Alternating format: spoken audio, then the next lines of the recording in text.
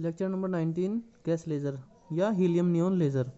Ruby laser में जनसंख्या व्युत्क्रमण 3 स्तरों में प्राप्त होता है, जबकि हीलियम नियॉन लेज़र में यह 4 स्तरों में होता है। ठीक है। हीलियम नियॉन लेज़र उपकरण चित्र में दर्शाया है। एक गिलास ट्यूब में पारे के 1 मिलीमीटर दाब पर 7 भाग हीलियम तथा 1 भाग नियॉन का मिश्रण भरा जाता है। ट्यूब के सिरे पर पूर्णतया सिल्वर किए गए दर्पण तथा दूसरे सिरे पर आंशिक रूप से सिल्वर किए गए दर्पण लगाए जाते हैं। दर्पणों के मध्य की दूरी लेजर प्रकाश के तरंग दैर्ध्य का पूर्ण गुणक होती है। गैस मिश्रण में इलेक्ट्रोड लगातार उच्च आवृत्ति के विद्युत स्रोत द्वारा विद्युत विसर्जन किया जाता है। ये इसका चित्र है हीलियम नियॉन लेजर का।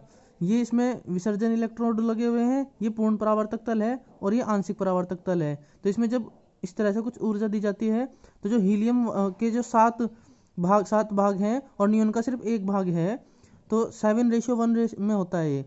तो हीलियम के जो परमाणु हैं उन्हें ऊर्जा मिलती है और वे नियॉन के परमाणु से टकराते हैं और फिर नियॉन वाले जो हैं वो फोटॉन को सर्जित करते हुए इधर से आंशिक परावर्तक तल जो है आंशिक रूप से जो है उधर से प्रकाश पुंज के रूप में बाहर निकलते हैं।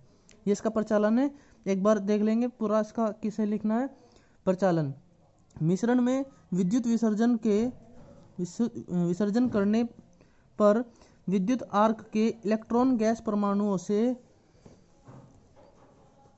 टकराकर उन्हें अपनी ऊर्जा दे देते हैं, जिससे हीलियम तथा नियॉन परमाणु उत्तेजित होकर मध्य स्तर में चले जाते हैं।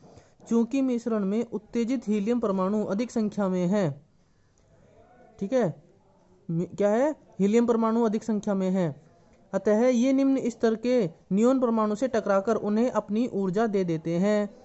ठीक है, 20.61 इलेक्ट्रोवोल्ट तथा वे मेटास्टेबल स्टेट में आ जाते हैं।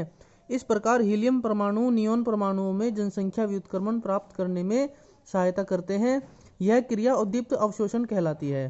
फिर सेकंड स्टेप है, जब ये परमाणु 20.66 इलेक्ट्रॉन वोल्ट ऊर्जा स्तर से मध्य स्तर में आते हैं, तब ये इतने एंगस्ट्रॉम तरंग दैर्ध्य का फोटॉन उत्सर्जित करते हैं। यह फोटॉन गैस मिश्रण में गति करता है तथा इसकी गति ट्यूब के अक्ष के समांतर होती है। ठीक है, तब यह ट्यूब के सिरों पर लगे दर्पणों से तब तक परावर्तित होता रहेगा जब तक कि किसी उत्तेजित नियॉन परमाणु को उद्दीप्त कर एक नया फोटॉन उत्सर्जित न कर दे। जब इलेक्ट्रॉन 20.66 इलेक्ट्रॉन वोल्ट ऊर्जा स्तर से 18.70 इलेक्ट्रॉन वोल्ट ऊर्जा स्तर में जाता है, तब लेजर प्रकाश उत्सर्जित होता है।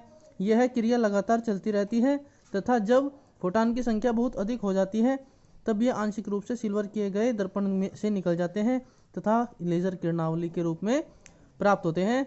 ये इसका ऑपरेशन है। एक बार देख लेंगे। जब हम ये इसमें इलेक्ट्रोड को जोड़ते हैं तो हीलियम परमाणु होते हैं वो नियॉन के परमाणुओं को जाके टकराते हैं उनसे और उन्हें अपनी ऊर्जा दे देते हैं, और फिर वो जो नियॉन परमाणु है वो इस आंशिक परावर्तक तल के रूप में बाहर चले जाते हैं।